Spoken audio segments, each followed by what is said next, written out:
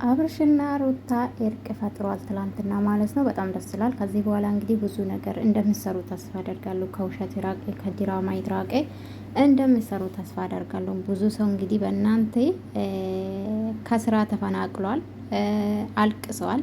እንግዲህ ከዚህ በኋላ በተለይ ያንቴና ያንቺን አድናቂ እንግዲህ እንዴት እንደምትክሱ ባናቅም እንግዲህ ትናንትና ሰላም ወርዷል። ጋሽ የእግዚአብሔር ስጥልን። እዚህ ተጨማለቀ ውስጥ ባትገቡ ደስ ይለን ነበረ። እንግዲህ ቤተሰብ በወጣ ቁጥር መዘግዘግ ነው ታውቃላችሁ። በቲክቶክ የብሩኬን እናት ሲዘቀዝቁ ነበር ከወንድሙ ጋርና በጣም ያሳፍራል።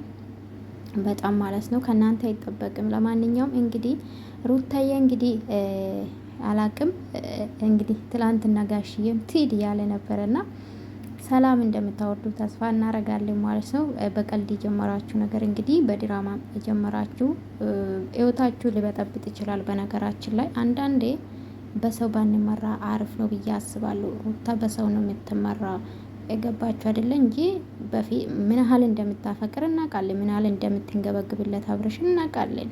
እሱ እንደሱ ባይሪ ማለት ነውና አንዳንዴ ሆይ ሆይ ከውጭ ሆይ ሆይ ሲባል ማለት ነው ህይወታችሁ ነው የሚበጠበጠው። በራሳችሁ መወሰን አለባችሁ ብዬ አስባለሁ። በሰው አትመሩ በጭራሽ ማለት ነው። ሩታ የኔ ጀግና አስቡት።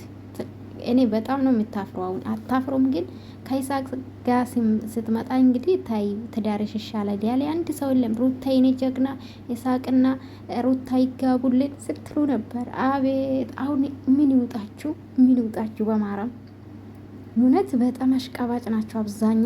እኔ እንጂ አላቅም እና በጣም ነው የምትገርሙኝ። አስቡት እናንተ ናችሁ ወደ ኋላ የምትቀሩ እምላችሁ አለ ምክንያት አይደለም። እነሱ ይኸው ታረቁ፣ ተገናኙ። ገባችሁ?